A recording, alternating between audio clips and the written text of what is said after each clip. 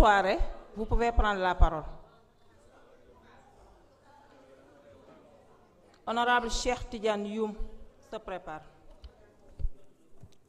Merci beaucoup, Madame la Présidente, Monsieur le Ministre, Madame le Secrétaire d'État, Mesdames, Messieurs les hauts fonctionnaires et fonctionnaires, chers collègues, Mesdames, Messieurs, Assalamu alaikum wa rahmatullah. Madame la Présidente, je ne saurais commencer à prendre la parole sans avoir une pensée particulière pour l'honorable député Farba Ngom, retenu en prison et qui, normalement, devrait jouir d'une libération. Toutes les organisations des droits de l'homme ont demandé la libération du détenu Farba Ngom parce qu'il est présumé innocent et parce qu'il est malade et il détient un certificat médical. Donc à ce niveau-là, je pense que l'honneur de l'Assemblée nationale aussi, c'est de demander sa libération. Ceci étant dit, Monsieur le Ministre, pour revenir aux trois projets de loi que vous nous avez soumis en commission hier, le nouveau Code des investissements, la modification du Code général des impôts et sur la clôture aussi, Monsieur le ministre des Finances, moi je ne suis pas convaincu par votre stratégie. L'honorable Tafsir Toye l'a dit ici. Pour favoriser des investissements, il faut créer un cadre. Il faut communiquer de façon positive. Et ce qui se passe au Sénégal depuis quelque temps, les séances ici à l'Assemblée nationale se ressemblent. C'est un concours de radicalité, plus radical que moi. On accuse des gens, on lance des mots, de gros mots parfois, on traite certains, un ancien président de la République, de voleurs. On est là dans la radicalité, on ne propose pas. On montre que dans le pays actuellement, il y a une fracture. Il y a ceux qui sont avec vous et ceux qui sont contre vous. On n'essaie pas de rassembler les Sénégalais. On n'essaie pas d'aller, en tout cas, vers une concorde. On n'essaie pas de travailler dans le sens vraiment de prendre en charge les vraies préoccupations des Sénégalais. Ce qui fait qu'on a beau mettre un nouveau code des investissements. Tant que, en tout cas, on ne montre pas aux investisseurs que le Sénégal est un pays attractif, que nous avons de réelles capacités, que nous avons des richesses à faire valoir, que nous avons une jeunesse qui est vitale, tant qu'on ne met pas en avant, en tout cas, ces atouts, ce n'est pas un nouveau code des investissements qui va régler le problème. Il y avait un régime en place, le régime du président Macky Sall, qui avait une option économique. Le président Macky Sall est allé chercher des financements pour construire des routes, pour construire des autoroutes, et partout dans le pays, on sent l'impact des politiques du président Macky Sall, en termes d'électrification rurale, en termes d'accès à l'eau, en termes de pistes, en termes de routes, BRT, terre et d'autres infrastructures.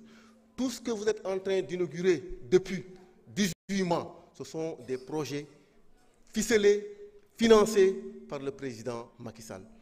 Vous êtes venu, vous avez pris une autre option. Il faut tout simplement l'assumer. Et en parlant de ça, vous nous avez présenté récemment, vous nous avez présenté, parce que ça n'a pas été présenté ici à l'Assemblée nationale, un plan de redressement.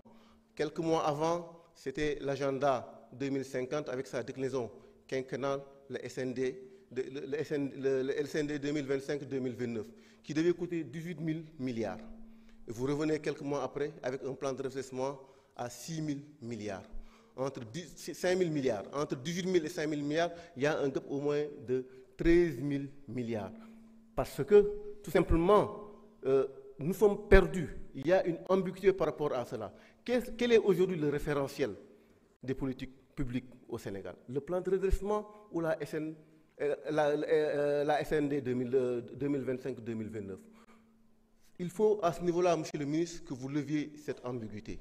Il faut que vous leviez cette ambiguïté parce que vous êtes en train de nous dire que d'ici 2025-2028, vous ne pourrez pas faire de route, vous ne pouvez pas électrifier des villages, vous ne pouvez pas amener de l'eau potable dans les villages les plus reculés du Sénégal, vous ne pouvez pas réaliser des infrastructures sociales ici au Sénégal. C'est ce que vous devez dire aujourd'hui aux Sénégalais.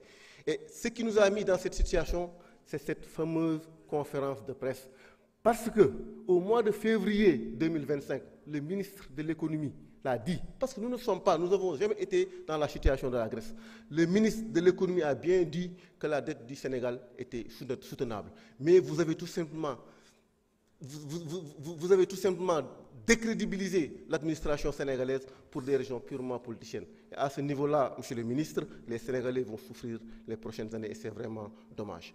En ce qui concerne le code général la notification du code général des impôts, je l'ai dit hier, vous avez énoncé hier dans l'exposé des motifs que nous allons vers une refonte du code général des impôts. Moi, je pense qu'il fallait prendre le temps de discuter, d'échanger avec les différents acteurs et attendre la refonte du code général des impôts. Rien ne sert à se précipiter comme cela, d'autant plus que ce que vous proposez, c'est de taxer encore les plus faibles. Certains ont pris exemple sur la France et d'autres pays riches. Le Sénégal est un pays pauvre. Le Sénégal est un pays où le pouvoir d'achat n'est pas très élevé. Et je suis tout à fait d'accord avec la proposition de mon collègue Adama Diallo. En tout cas, si vous tenez à appliquer cette mesure, essayez au moins d'exonérer les taxes, ce qui en va au moins jusqu'à 50 000 francs. Au moins, vous allez soulager les populations les plus vulnérables. C'est à ce niveau-là, en tout cas, il faut revoir les choses, monsieur le ministre. Il faut revoir les choses dans le sens où nous avons besoin de travail, nous avons besoin de concorde ici au Sénégal. Nous avons besoin, en tout cas, d'assainir nos relations, les relations politiques. Nous avons besoin d'envoyer des messages positifs à nos partenaires. Ce qui se passe est extraordinaire. Ce qui se passe, c'est que depuis 18 mois, les séances se passent ici à l'Assemblée nationale. On passe son temps à taper sur l'ancien régime, à chercher un bouc émissaire. Ce n'est pas ça qui va développer le Sénégal. Je l'ai dit tantôt, vous avez choisi une option. Il y a choisir option bobu, vous devez assumer. Vous devez assumer dans le sens où vous devez faire que dès que vous réaliser une infrastructure dans les zones les plus reculées du pays. Fait que dès que vous avez un salaire. Fait que plus de 200 projets. Fait que dès que vous avez un programme de financement avec le FMI. Vous avez